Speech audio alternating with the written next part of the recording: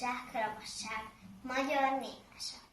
Rókáné komámasszonynak, amint egyszer a szőlőhegy mellett sétálgatott, erősen megfájdult a foga. Mit gondoltok, mire fájdult meg?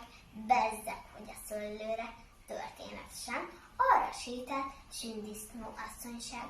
Amint meglátta a komámasszony, roppant megdőlt a találkozásnak. Ó, de rég nem láttam, kedves asszonyság. Tudja mit? Menjünk ki a szőlőhegyre, s lopjunk szőlőt. Isten őriz! Mondotta Sündisznó asszonyság. Tán, hogy csapdába kerüljek? Ugyan, ne féljen attól, kedves asszonyság. Annyi benne a ravasság, hogy 3 zsákot megtölthetnénk vele. Majd kiszabadítom én Kendet, ha csapdába kerül. Hát, gondolta magában Sündisznó asszonyság, hogy csak ugyan 3 zsákra való ravasságot a komámasszonynak, miért próbálna szerencsét. 1-2-re ki is mentek a szőlőhegyre, ott szőlővel megrakodtak, aztán indultak volna hazafelé. Na, nem messzire haladtak, ment volna tovább a komámasszony, de nem tudott, csapdába esett, ők elme. Jaj, kedves asszonyság, segítsen! Mi? Én segíjek?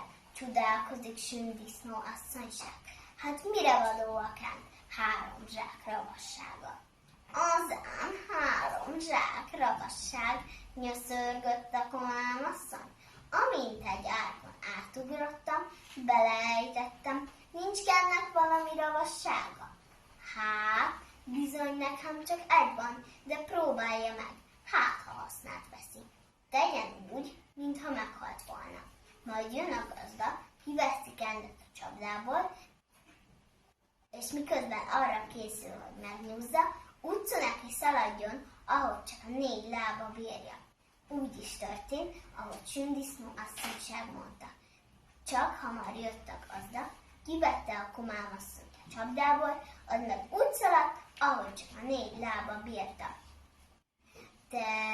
Múlt az idő. Rókánt komámasszony megint kívánta a szőlőt, s mert hogy először szerencsével járt, másodszor is hívta Sündisznó asszonyságot. 1-2-re ki is ment a szőlőhegyre, ott szőlővel megrakodtak, aztán indultak volna hazafelé. De na, egyszerre csak csattant valami. Na, szegény Sündisznó asszonyság menne tovább. Tudna, de nem tudott. Jaj, kedves komámasszony, ha Istent ismer, segítjen! Ó, Istenem, de sajnálom Kendet, segítenék, ha tudnék, de nem tudok. Már hogy ne tudna, ha 3 zsákról való ravassága van Kennek. Csak volt. Hát nem mondtam a múltkor, hogy amint egy árkon átugrottam, mind a 3 zsákot beleejtettem. Hát menjen, kedves komámasszony, keresse meg, rimánkodott Sündisznó asszonyság. Na lám, nekem ez eszembe se jutott. Szaladok, kedves asszonyság, szaladok. Bezzeg, hogy szaladt, mert látta, hogy jön a gazda egy nagy furkos bottal a kezébe. Mire a gazda a csapdához ért, a komámasszony már árkon bokron túl volt.